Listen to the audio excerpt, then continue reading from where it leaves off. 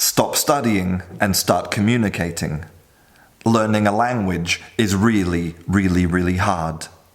If you want to succeed at learning a language, you have to immerse yourself and you have to have patience.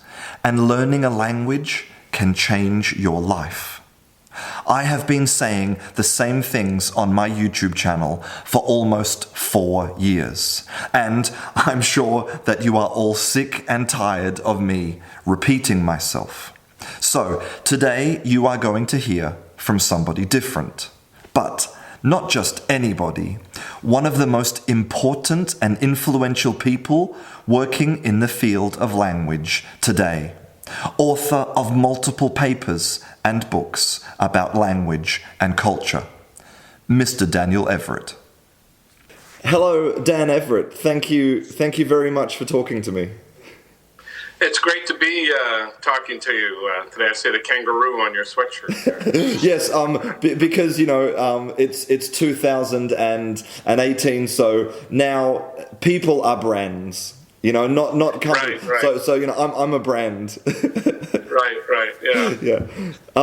I think that probably for people who don't know you, people who do know you, I think you're most famous for your work with the Pidgin language and all of that. But for people who don't know you, could you sort of just introduce yourself a little bit?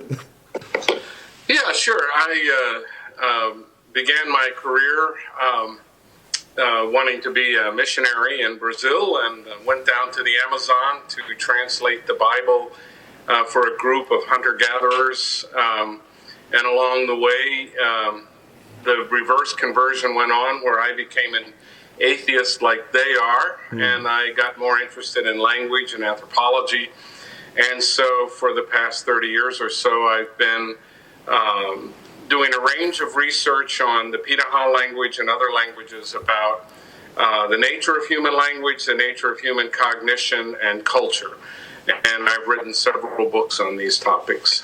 Yes, and in fact, I have a copy here of your new book, which is called How Language Began, which is an incredible book. I really enjoyed it. Well, good. I'm glad.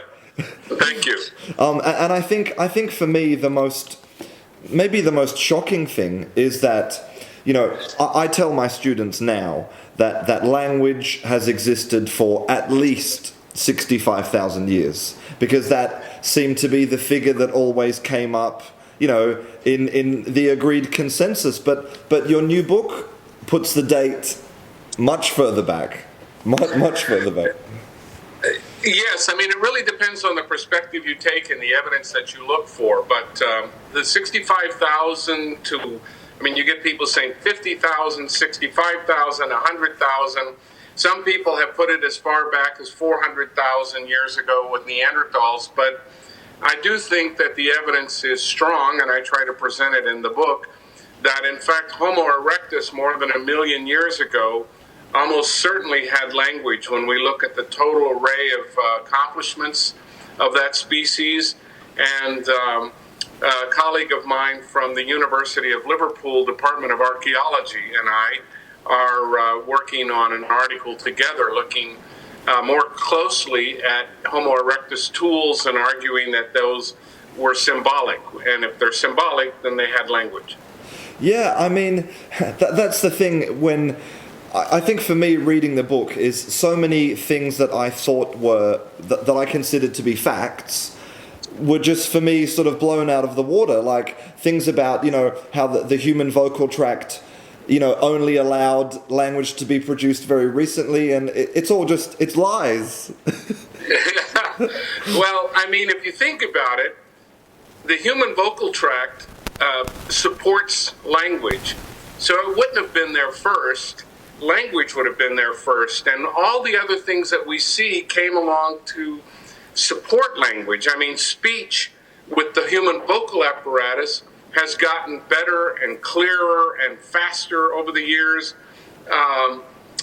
but you don't need that many sounds to have a language. As I've said in many places, computers really only make 2 sounds, 0 and 1. which is the binary language of computer science, and they can say anything. So you don't need that many sounds. Somebody told me once, if you're correct, then we're just talking apes. And yeah, well, that's the exact idea that I'm trying to get across in the book. Well, I mean, that's the thing. I wonder, maybe it's like an inferiority complex. People don't like to consider themselves as animals, but really we're just animals, really, you know, like... Yeah, I mean, that's the thing, and that's what, you know, Darwin and Wallace were two of the originators. Actually, there's another guy, Matthews, that came up with the theory of natural selection before either one of those guys. But Wallace and Darwin came up with the theory of natural selection. And for Darwin, it explained language, it explained the mind. But for Wallace, who was a bit of a theist, he couldn't allow that natural selection could explain language. And so he proposed that the mental was outside the reach of natural selection. This is popular today in the work of Noam Chomsky, for example, that natural selection cannot explain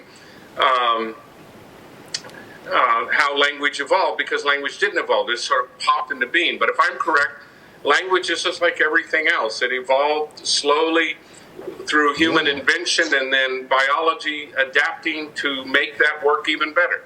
Yeah, I mean, look, as you know, I'm not a specialist in this field, really, but it seems crazy to think that everything that we know as fact about evolution and how it works and how slow it is, you know, everything like you know, how species change over time, and yet I don't understand why people think that language would be different, that language would suddenly pop into existence. I mean, why would anybody think that it's different, you know?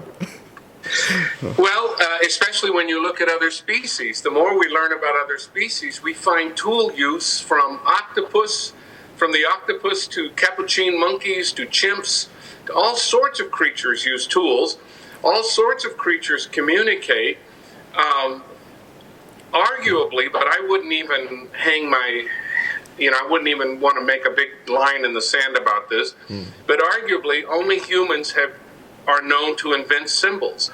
And that really does seem to be the big difference. A symbol is a form, so there are signs, and signs are just, so a footprint is a sign of whatever left it there. It's a physical index of the thing that created it. A painting is a sign in the sense that it looks like the thing that it represents. But symbols are different because we agree upon them as a culture. And so, for example, the word dog in English refers to a domesticated canine, whereas in Spanish it would be perro, and in Portuguese, cachorro. But those are just conventional cultural decisions on how to label that particular thing. And once you get those symbols, all you need to do is put them in a row, and you've got a grammar and you've got a language. Yeah. In fact, I remember I read something on Twitter about a year ago, and somebody was talking about elephants, and they said elephants are so highly evolved. They have a specific rumbling sound they make when they see bees and they're in danger. And the person said, why can't humans be as clever as elephants to have this specific sound? And the first comment was, we do have a specific sound, and it's, be careful, there's bees here. Right. That's right.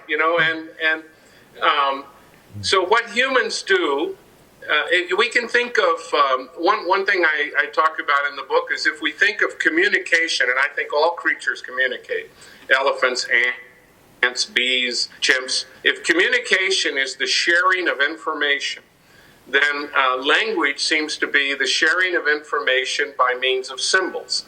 So what we do is pretty much the same as all other creatures do, except that we have this symbolic component, which means we have cultures that support signs that we've all agreed on. And that's, when you stop and think about it, that doesn't mean that we're that superior to all the other creatures. We found a really good tool called the symbol, and we're the only ones that seem to have it. But people have argued that other creatures have it, and bees in their bee dance, we might say that what they do is symbolic. Some sorts of birds, I don't think they actually reach the level of symbolic in the sense that I mean it, but I do not a priori rule out the possibility that other animals are similar to us in many ways. In fact, they're obviously similar. We're all animals. Yeah, but I mean, sure. I mean, to me, again, as a non-specialist, a bee might do the bee dance, but surely for it to become symbolic, there needs to be some type of intention. Like if they do it because their biology pushes them to do it in the same way that we know how to eat because it's something we have to do to survive. Surely, without intention, the symbol is meaningless. I mean, I don't know. Yeah, that's a good argument, and it's been used many times. It's just really difficult to prove that bees have no intentions. But I do think in the archaeological record is something really magnificent. So 3 million years ago, there's this pebble found it was found recently, but it was put there 3 million years ago by Australopithecus africanus. This is not even a member of our genus. I mean, this is pre-human. And it's a little pebble about 2 by 3 inches. I should give that in centimeters, but can't think of what it is right offhand. Yeah. But it is. Is that in the book? Is that this? Yeah. There's a picture of it in the book. That's it right there. Yeah. So you find them contemplating this. They brought it up to the cave, and you have evidence that this creature was looking at that because it looked like a face. They were contemplating. That's something we don't see anywhere else in the archaeological record before we get to humans. So already we find Australopithecines starting to become aware of their environment with an intentionality and picking up on your word there, picking up using intentionality in a way we don't see prior to that. Yeah. Well, I mean, obviously, I think your specific field of study has nuances that I don't fully understand. I wanted to talk a little bit about because my interest really is in language teaching and language learning, and I wanted to just, if you don't mind, I wanted to read you a quote from page 5 of your book. I don't know if it's strange for you to have somebody read your words back to you. I don't. Okay, but it says here, language did not fully begin when the first hominid uttered the first word or sentence. It began in earnest only with the first conversation, which is both the source and the goal of language. Indeed, language changes lives. It builds society, expresses our highest aspirations, our basest thoughts, our emotions, and our philosophies of life. But all language is ultimately at the service of human interaction. Other components of language, things like grammar and stories, are secondary to conversation. And like for me, reading that, as a teacher, and this is something I'm interested in your perspective. As a teacher, to me, I think that message is lost in the world of language, teaching and learning. That communication is priority, basically. Yeah, and I agree with you completely. I think that if you can't communicate, if you can't carry on a conversation, there's no sense in which you speak that language. I mean, we've all come up against really smart college students, for example, or high school students who've learned a lot of English grammar or some other language's grammar, and they can pronounce the words perfectly. They just can't take part in a meaningful conversation. Yeah. And one of the first studies that I ever did in my graduate work was to look at the Portuguese spoken by Americans in Brazil and compared that to the Portuguese spoken by Brazilians. And it's funny because some of the Americans had been there for like 30 years. They had no problem with vocabulary. They had no problem with the subjunctive mood or anything like that in Portuguese grammar. But they did have problems with intonation and the proper kinds of conversational markers that let people know when it's okay to come into the conversation, when the conversation is over, or when we're changing topics. These are skills that require constant interaction. So I've often argued that you can't learn a language unless you're in the midst of the culture and really living as part of that culture. So if Spanish was the first foreign language I ever came into contact with, but it's because I lived 8 miles from the Mexican border, and all my friends, I had only about 4 or 5 friends who didn't speak Spanish in the home. Oh, really? And wow. so, yes, I mean, this is a Spanish-speaking area, Southern California. I mean, the Spanish is the #1 language. So if I went to a friend's house, he spoke perfect English, but at home, even though his parents might speak perfect English, they only spoke Spanish and I wanted to be a part of that. I wanted to understand what they were talking about, and I couldn't get that just from books. We had Spanish class, and I would learn something about Spanish grammar and Spanish sounds.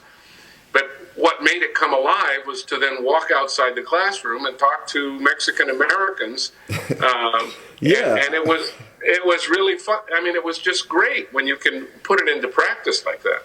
Yeah, I mean, exactly. I mean, here in my experience, because I teach English here in Spain, and right. and it is, it is a really common thing here that students have great grammar. You can give them a worksheet and they can do the worksheet in record time, but the minute you put them in any kind of conversation, they have no experience in conversation.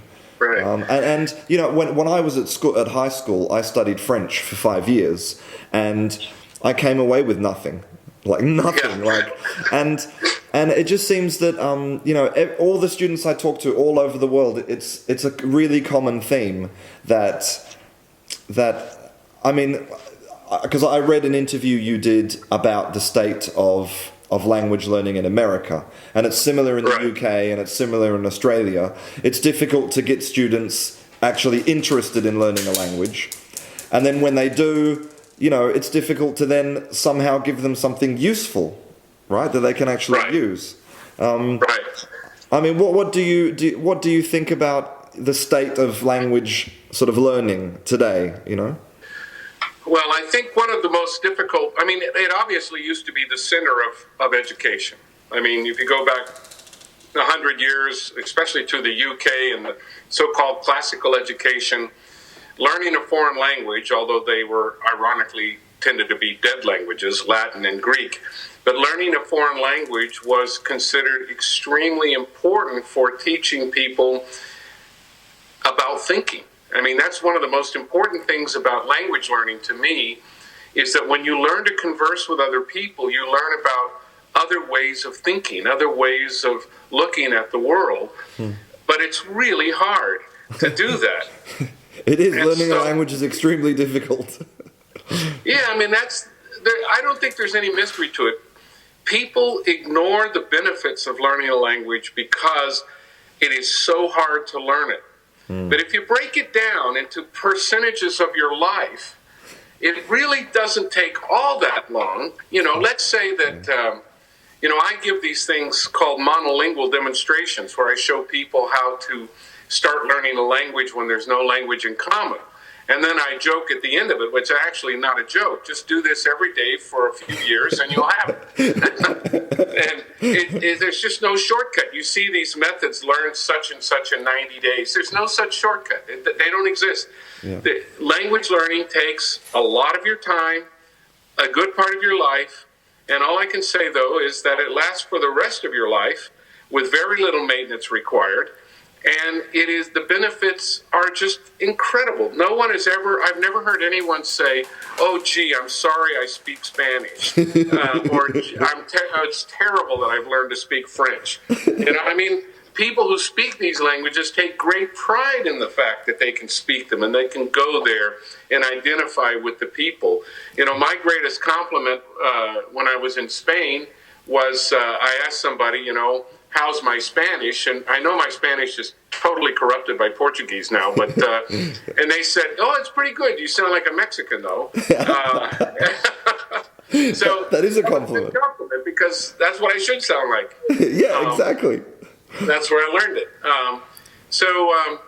I just can't think of anything that gives me more pleasure than to be able to listen to Peter Haas speaking on a text I recorded and know what they're talking about, or listen to music in Portuguese and really understand it, read books in Portuguese. These are things that have changed my life and made it better. I wished I spoke more languages, but unfortunately, I speak four, and that's about it.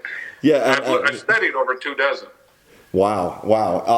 Well, that's really interesting. In fact, I actually first because the first I ever heard about you was all of your work related to the Peterhan language, and then one day I was on YouTube and. Actually, I was on Reddit, and somebody said, you should check out this video of this monolingual fieldwork demonstration. And I was like, okay, and I was watching it, and I didn't make the connection. I didn't realize that Daniel Everett, the monolingual demonstration guy, was the Peterhan guy. And just watching that video, and I recommend that anybody watches it. I think it's about an hour long.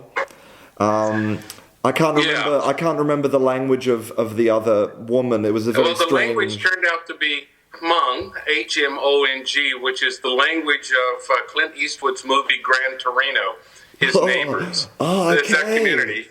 And I didn't realize that at the time. Of course, part of the monolingual is I'm not supposed to know anything about the language before the person walks in. And it's always a bit intimidating because I was doing that particular demonstration in front of 500 PhDs in linguistics at the Linguistic Society of America, including a couple of people on the front row who were specialists in that language. But you just have to.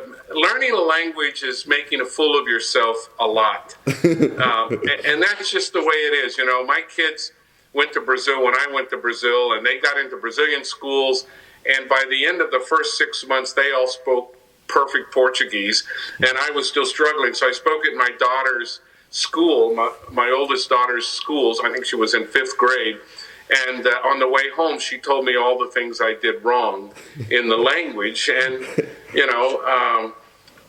that's just what happens when you learn a language. You've got to put yourself out there. But what I find is that the speakers of the language, no matter what their reputation is for being hostile to those who don't speak their language well, even say France, they're always very helpful and appreciative when you're trying your best. Yeah, I agree. And it's interesting what you were saying before about learning a language is making a fool of yourself, because I think that's another thing that a lot of language classes don't deal with, is the element of fear, because it can really paralyze people. People might have all this great knowledge in their head, but they just can't, they're too afraid to have a conversation or to... Yeah, I remember all kinds of errors that I made in Portuguese, like the word for coconut is coco, and the word for feces is coco, and asking for an ice cream of the wrong kind.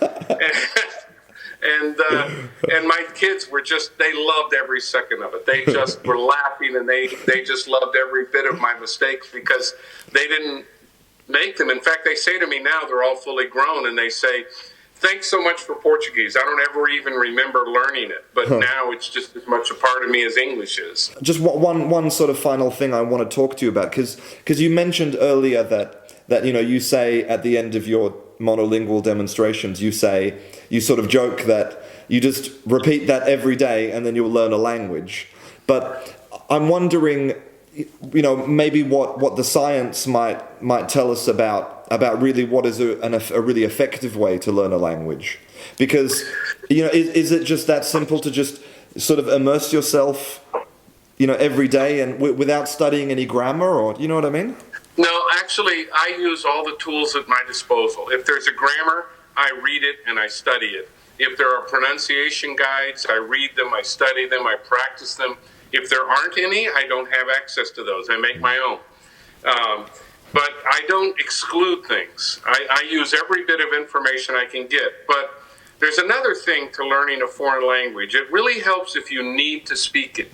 And by that, I don't mean just for business purposes. I mean, you put yourself in an environment where if you can't speak it, you can't talk. And I think that's a really important part of it. So you have to create an environment in which speaking that language is part of everyday well-being, not just survival, but well-being. You're not going to have any friends if you don't speak the language. You won't have anybody to tell your problems to. So I use grammar, I use monolingual method, I use my training in phonetics. I mean, I would recommend that everybody have some basic training in phonetics, how human sounds are made and how to perceive different sounds, because the surprising thing is, of the 7,000 plus languages in the world, they all use the same relatively small set of a couple of hundred sounds, and that's it.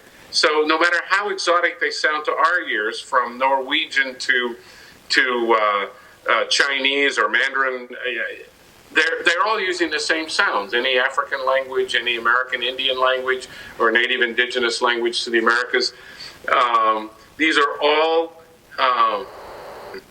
the same sounds, basically. Yeah. I mean, obviously, some of them are more exotic, maybe like clicks and pops and inhales and weird trills. Yeah. You know? These tend to be the clicks, ironically.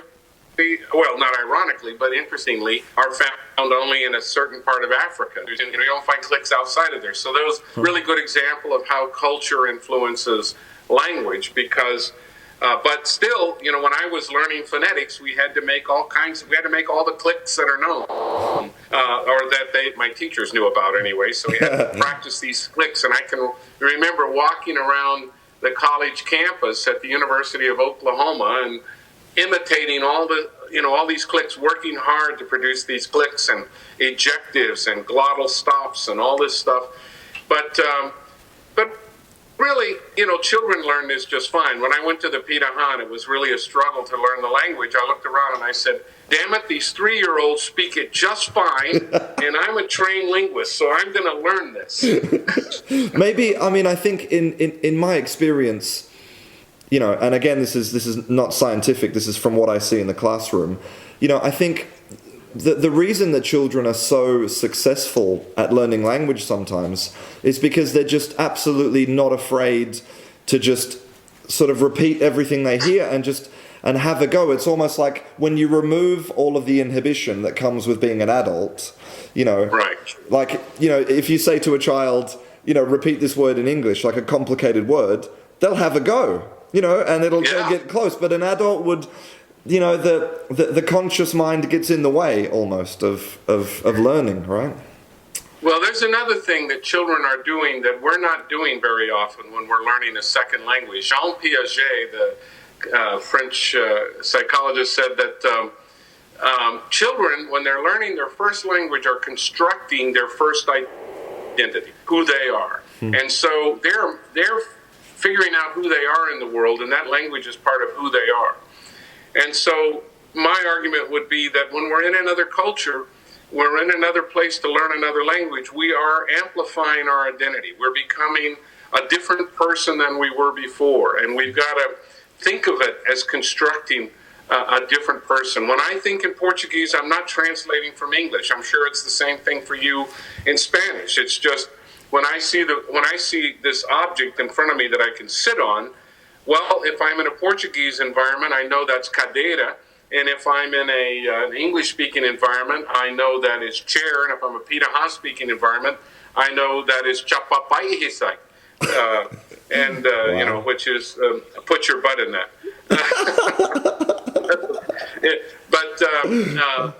I don't bother to translate, because these are just 3 words for the same object, because I've created these expansions of my own identity. Well, that's because I know that's something that you've talked about in the past. It's like, why is it important for people to learn languages? Because monolingual English speakers, we're in a very lucky position in the world. We can go, the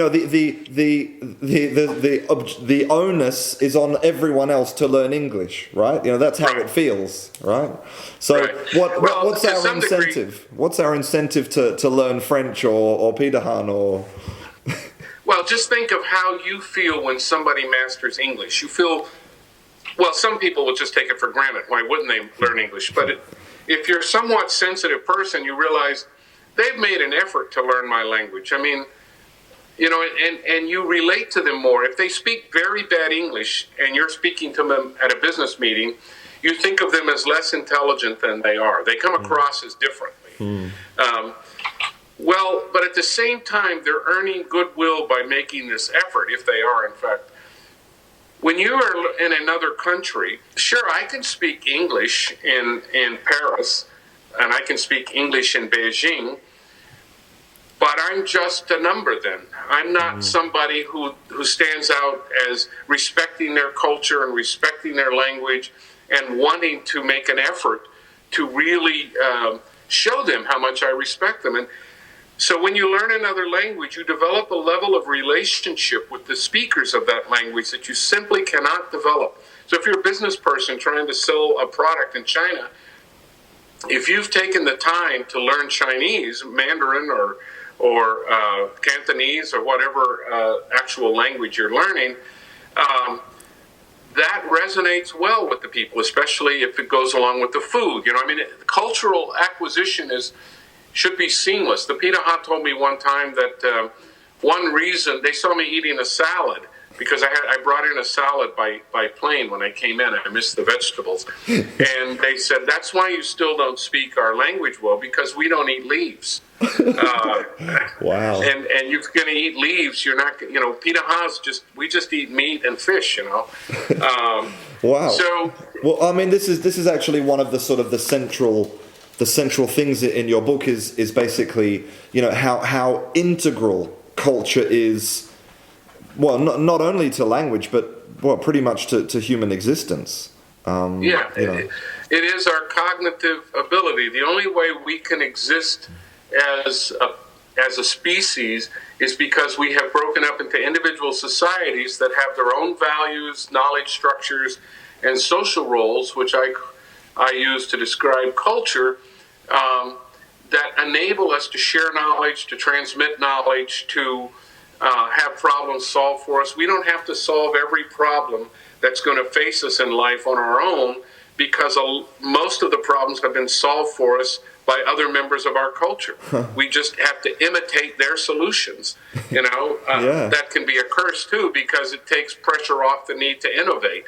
So we pay innovators usually if they're successful. I mean, most innovation fails, but some innovation succeeds.